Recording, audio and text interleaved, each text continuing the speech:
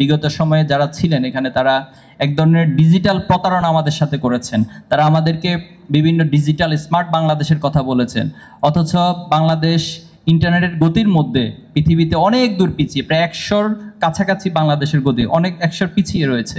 তো এই যে পিছিয়ে থাকা, আমরা যখন জুলাই আন্দোলন চলছিল, জুলাইয়ের গণ অভ্যুত্থানের সময়, তখন যিনি আইসিটি প্রতিমন্ত্রী ছিলেন, কতটা হাস্যকর বক্তব্য, ওনাকে সাংবাদিকরা জিজ্ঞেস করেছিলেন যে ইন্টারনেট কিভাবে বন্ধ হয়েছে। তিনি বলেছিলেন যে ইন্টারনেট তিনি বন্ধ করেননি, বন্ধ হয়ে গেছে। কতটা অপদার্থ শ্রেণীর মানুষগুলো, কতটা অদক্ষ শ্রেণীর মানুষগুলো আমাদের আইসিটি মন্ত্রণালয় পরিচালনা করেছে।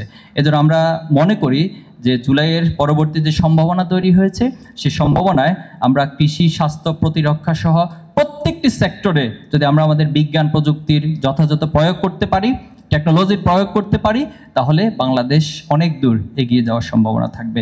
আমাদের ডেস্ক ক্যালেন্ডারে আমরা বাংলাদেশের সম্ভাবনাময় অনেকগুলো খাতের মধ্যে 12টি সবচেয়ে প্রায়োরিটি বেসড 12টি খাতকে এখানে উল্লেখ করা হয়েছে। এবং বাংলাদেশ যে একটি অপার সম্ভাবনার বাংলাদেশ, শুধুমাত্র আমাদের যোগ্য নেতৃত্বের অভাবের কারণে, অদক্ষ নেতৃত্বের কারণে বাংলাদেশ তার কাঙ্ক্ষিত লক্ষ্যে পৌঁছাতে পারে না। এজন্য আমরা এখানকার যে অব্যবস্থাপনা সব কিছুকে মারি দিয়ে জুলাই পরবর্তী যে প্রজন্ম, তারা এই খাতগুলোকে উপলব্ধি করবে, শিক্ষার্থীরা উপলব্ধি করবে, যারা গবেষক রয়েছেন তারা উপলব্ধি করবেন, এই দেশের যারা পলিসি মেকার রয়েছেন তারা উপলব্ধি করবেন, এবং আমরা বিশ্বাস করি এর মধ্য দিয়ে বাংলাদেশ তার কাঙ্ক্ষিত জায়গায় পৌঁছাবে।